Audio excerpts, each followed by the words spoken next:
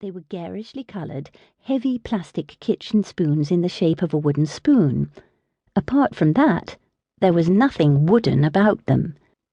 Yet the manufacturers felt that they needed to allude to wood to win a place in our hearts and kitchens. There are so many things we take for granted when we cook. We stir with wooden spoons but eat with metal ones. We used to eat with wood, too. We have strong views on things that should be served hot and things that must remain raw. Certain ingredients we boil, others we freeze or fry or grind. Many of these actions we perform instinctively or by obediently following a recipe. It is perfectly clear to anyone who prepares Italian food that a risotto should be cooked with the gradual addition of liquid, whereas pasta needs to be boiled fast in an excess of water. But why? Most aspects of cooking are far less obvious than they first appear, and there is almost always another way of doing things. Think of the utensils that were not adopted for whatever reason: the water-powered egg whisk, the magnet-operated spit roaster. It took countless inventions, small and large, to get to the well-equipped kitchens we have now, where our old low-tech friend, the wooden spoon, is joined by mixers, freezers, and microwaves.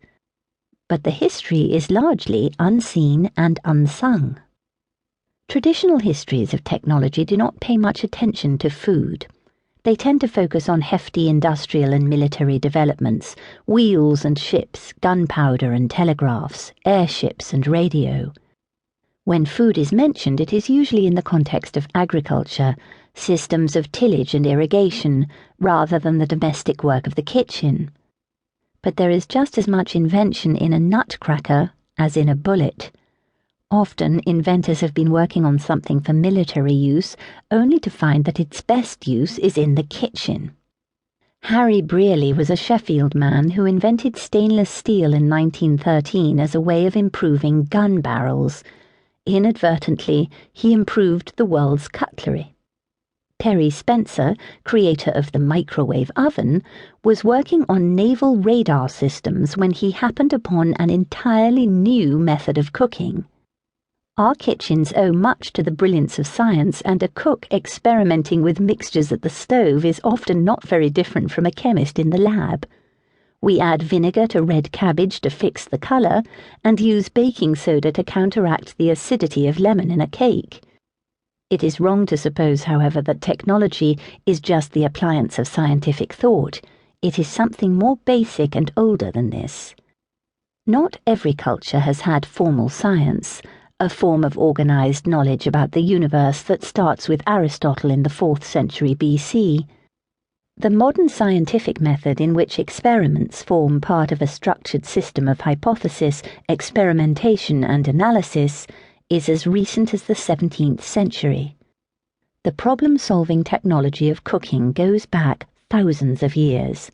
Since the earliest Stone Age humans hacking away at raw food with sharpened flints, we have always used invention to devise better ways to feed ourselves.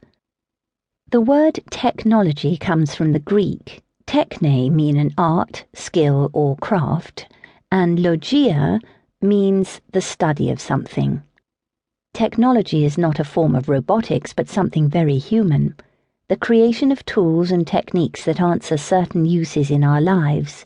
Sometimes technology can mean the tools themselves. Other times it refers to the inventive know-how that made the tools possible, or the fact that people use these particular tools and not others. Scientific discovery does not depend on usage for its validity. Technology does. When equipment falls out of use, it expires. However shrewdly designed it may be, an egg beater does not fully achieve its purpose until someone picks it up and beats eggs. Consider the Fork is an exploration of the way the implements we use in the kitchen affect what we eat, how we eat, and what we feel about what we eat. Food is the great human universal. Nothing is certain in this world except death and taxes, the saying goes. It should really be death and food. Plenty of people avoid taxes. Not earning any money is one way, but certainly not the only one. Some live without sex, that other fact of life.